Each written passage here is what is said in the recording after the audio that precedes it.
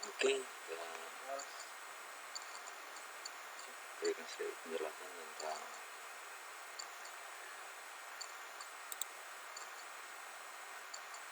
aplikasi wisata yang ada di Gunung Meriah Cup ini.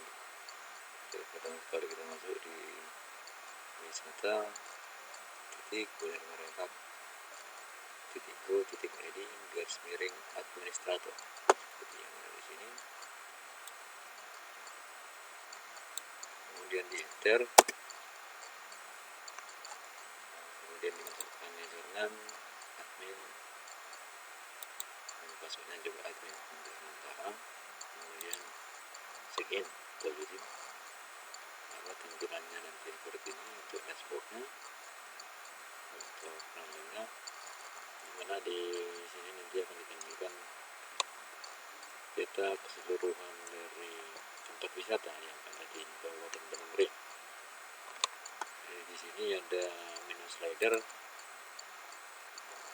Nah, di menu slider ini ada kita buatkan di situ menunya untuk tampilan di webnya nanti.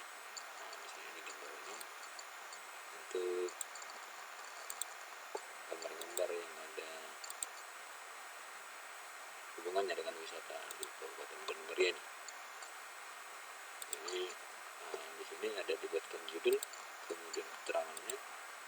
Sebenarnya di sini kita buatkan judulnya air terjun Tamsoran Bidin misalnya. Kemudian dibuatkan keterangannya yang lengkap tentang air terjun tersebut atau tempat wisata tadi. Kemudian dicari gambarnya, ditelusuri. Nah, namun di sini ada ukuran slidernya, kita buatkan 1920 pixel dikali 1200 pixel. Nah, selain dari situ bisa saja diupload tapi gambarnya tidak bagus. Nah, maka untuk itu sesuai dengan ukuran yang sudah dibuatkan di sini, lebih baik diikuti sesuai dengan ukuran yang ada di sini. Kemudian kalau sudah dimasukkan, ditelusuri tadi, disimpan. Disimpan, kita akan tampil di sini. Ada beberapa slider nanti, yang dari sini dua kita contohkan slidernya di tampilannya yang ini. Ini gambar pernikahan ini contohnya untuk dua slider. Ini gambar wisata Burung. Kemudian ada lagi pariwisata Gunung Meriah. Nah, ini hanya contoh yang buatkan karena gambar yang kami upload pun dengan gambar yang sama. Ini nanti di-upload ulang untuk gambar-gambar yang baru dengan ukuran yang ada di situ. Kemudian di tempat wisata ini munculnya daftar-daftar wisata yang ada di Kabupaten Gunung Meriah dengan nama objek wisata, alamatnya di mana, kemudian koordinatnya. Ini koordinatnya ini harus ditentukan dengan alat pengukur GPS atau penentu GPS, penentu koordinat. Jangan dibuatkan dari koordinat handphone atau Android, karena kami sarankan ini harus pakai alat penentu koordinat tadi, karena itu lebih detail. Kalau kita tentukan dari handphone, mungkin banyak perbedaan atau selisihnya, karena koordinat di handphone itu kurang pas atau kurang tepat. Nah, jadi tempat wisata ini tadi, ini hanya menampilkan jumlah atau nama objek wisata. Namun untuk memasukkan data yang ada di sini, di tempat wisata ini, kita masukkan dari objeknya. Nah, di objek ini ada dua jenis tombol yang kita buatkan, yaitu tombol tambah, kemudian satu lagi tombolnya untuk jenis. Nah, namun pertama sekali kita buatkan dulu jenis wisata yang ada di situ. Karena di sini sudah kami tambahkan untuk sementara ada air terjun, gunung, hotel, losmen, restoran, kira-kira seperti itu jenis wisatanya. Kemudian kalau sudah ditambahkan nanti jenisnya di sini jenis wisata itu, kemudian kita tambahkan nama dari objek wisata itu, misalnya namanya air terjun Pansaran Bidin misalnya. Ini saya contohkan. Kemudian alamat air terjunnya ini di mana, alamatnya di mana. Kemudian latitude, lat ini inilah posisi koordinatnya yang tadi. Misalnya saya contohkan, kalau kita lihat sudah ditentukan dari koordinatnya, kita lihat dari maps tentunya inilah latnya 4.7697 kira-kira seperti itu untuk latnya, artinya 4, sekian itu untuk latnya. Untuk longnya ada 96.8215 kali. Kira-kira seperti ini nanti untuk longnya. Nanti diisikan di sini. Kemudian jenisnya apa tadi, banyak ditambahkan jenis-jenisnya, jenis objek wisata itu apa. Kemudian objek wisata, ya ada objek wisata memang ya, tapi kalau dibuatkan nanti hotel di sini, namanya si hotel, posisinya hotel itu di mana. Kemudian di sini dipilih jenisnya hotel misalnya. Kemudian otomatis saya rasa kalau hotel ini nggak usah dikategorikan untuk objek wisata, dipilihkan tidak. Kemudian untuk nama misalnya ini air terjun Pansaran Bidin ini dibuatkan deskripsinya kalau penjelasan tentang detailnya tentang air terjun Pansaran Bidin ini dibuatkan secara detail dan lengkap. Oke, kalau sudah diisikan keseluruhan, disimpan, kita akan ditampilkan nanti di sini. Kalau kita lihat di sini ada 3, kita contohkan di sini.